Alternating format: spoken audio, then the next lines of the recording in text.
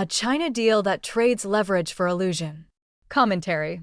Canada's newly announced trade memorandum with China has been presented by the federal government as pragmatic statecraft in a turbulent world. Lower tariffs on canola and seafood in exchange for the entry of nearly 50,000 Chinese electric vehicles, we are told, will diversify exports, lower consumer prices, and signal Canada's independence from American protectionism. This framing is incomplete. More troublingly, it is strategically naive. Trade policy is not merely about price and volume. It is about leverage, reciprocity, industrial resilience, and alignment with trusted partners. On those measures, this agreement falls short. Let us begin with the core concession. Canada has agreed to slash tariffs on Chinese electric vehicles from 100% to 6.1%, granting preferential access to a market that Ottawa itself recently acknowledged was vulnerable to distortion from heavily subsidized, state-directed overcapacity. That concern has not vanished. It has simply been set aside. In return, China has offered tariff relief on Canadian canola, peas, and seafood, relief that is explicitly time-limited and revocable. Agricultural access into China has always been conditional, episodic, and subject to political recalibration.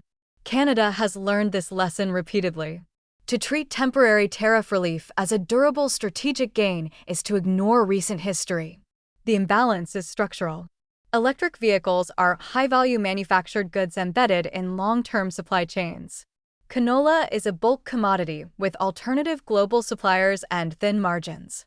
One side gains market foothold and optionality. The other gains short-term relief.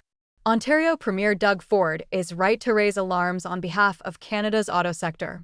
Even if Chinese EVs initially account for less than 3% of the market, the precedent matters. Once established, quotas expand, price pressure intensifies, and domestic assembly decisions shift accordingly. This is how industrial erosion occurs, not overnight but incrementally. The federal government argues that lower-cost EVs will benefit Canadian consumers. That may be true in isolation. But consumer prices cannot be the sole metric of national interest. No serious country evaluates strategic industries solely through the lens of short-term affordability.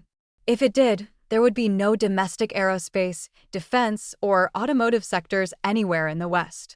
More concerning is the broader geopolitical signal. Canada is diverging from the United States and other allies on China trade policy at precisely the moment when coherence matters most.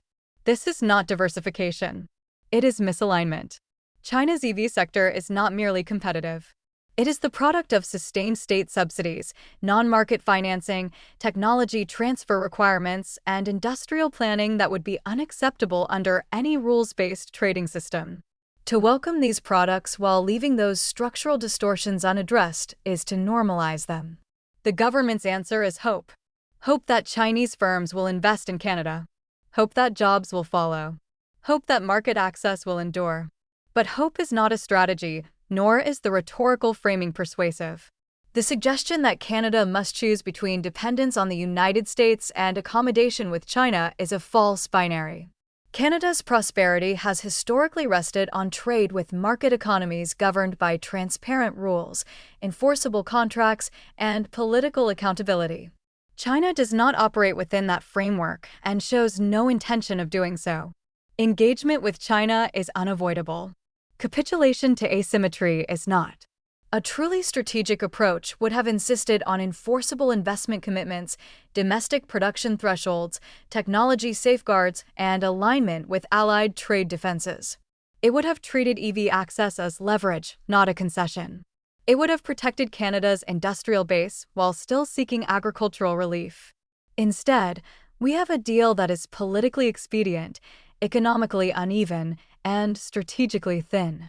When it comes to trade with China, Canada should be careful that it's not trading away its position.